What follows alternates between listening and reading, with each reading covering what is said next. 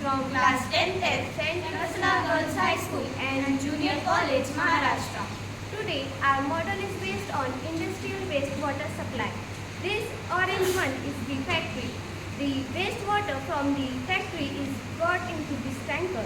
The tanker contains the contaminated water of the factory.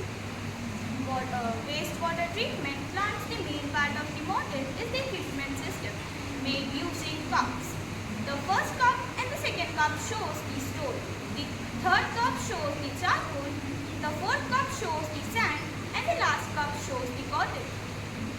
Purified water outlet. After this filterization steps, the clean water comes out from the water and is collected in another container. This represents purified or treated container that can be used safely or displaced without having the environment. Purpose of the model.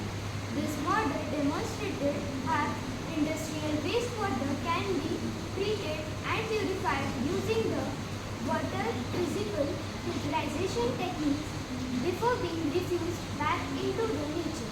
Thank you.